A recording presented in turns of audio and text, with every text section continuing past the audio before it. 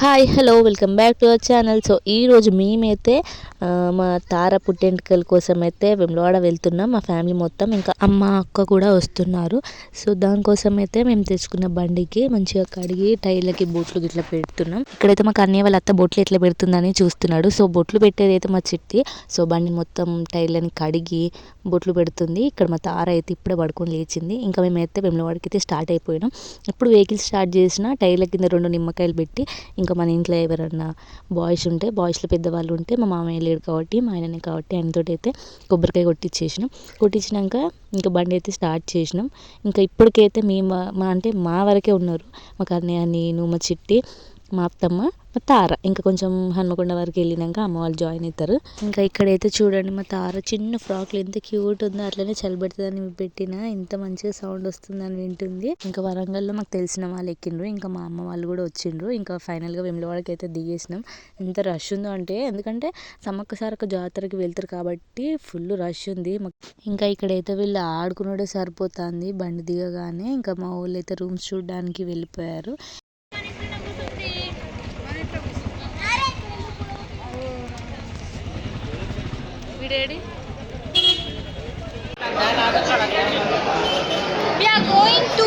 గుండు మా తారకి గుండు కావాలంట.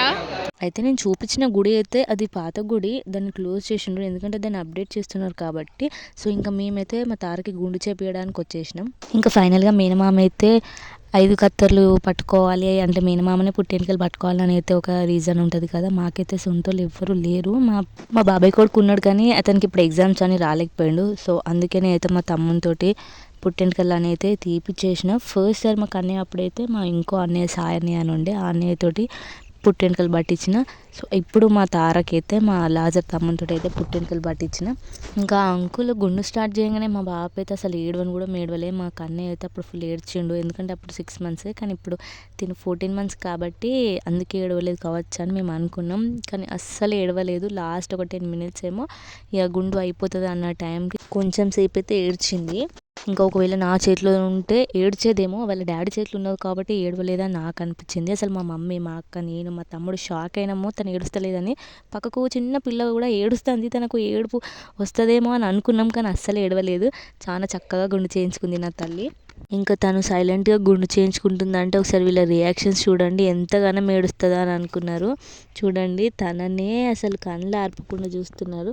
ఇక్కడ చూసారా మా తార ఎంత క్యూట్గా గుండు చేయించుకుంటుందో. నేను చెప్పిన కదా, తను అస్సలకి అంటే అస్సలు ఏడవలేదు. ఎంత చక్కగా గుండు చేయించుకుందో. ఇంకా తర్వాత వాళ్ళ డాడీ అయితే గుండు చేయించుకున్నాడు. ఇంకా తర్వాత మా అక్క 5 కత్తర్లు మొక్కుందట, అందుకే 5 కత్తర్లు అయితే ఇచ్చేసింది. తర్వాత నేను కూడా 5 కత్తర్లు అయితే మొక్కిన, అందుకే నేను కూడా 5 కత్తర్లు ఇచ్చేసిన దేవునికి. నా తర్వాత మా తమ్ముడు కూడా 5 కత్తర్లు ఇచ్చిండు. అసలు ఎప్పటి నుంచి అనుకుంటున్నాను ఇట్లా గుడికి రావాలి, వేములవాడకి రావాలి, 5 కత్తర్లు ఇవ్వాలి అని. ఒకసారి అయితే తిరుపతిలో గుండు చేయించుకున్నాను నా 8th classలో. ఇంకా అప్పటి నుంచి వెళ్ళి 5 కత్తర్లు అనేవి ఏ దేవునికి ఇవ్వలేదు. అందుకే వేములవాడలో ఇంకా కొండగట్టులో చేయించుకుందామని అనుకున్నా. అందుకే ఇక్కడైతే 5 కత్తర్లు ఇచ్చేసిన. తర్వాత మా తమ్ముడైతే 5 కత్తర్లు ఇచ్చిండు. తను కూడా కొండగట్టులో గుండు చేయించుకుంటాడట. సో మీకు ఆ క్లిప్ కూడా చూపిస్తా. ఇంకా అయిపోయాక ఇంకా మా తార అయితే గుండు చేయించుకున్నది. గుండులో ఎంత క్యూట్ ఉంది. అయితే ఇక్కడ ఒక షార్ట్ రీల్స్ కోసం అయితే ఒక షార్ట్ తీద్దామని అంటే అసలు చూడట్లేదు, ఇట్లనే అవుతుంది చూడండి. ఇంకా మేమైతే దర్శనానికి వెళ్తున్నాం.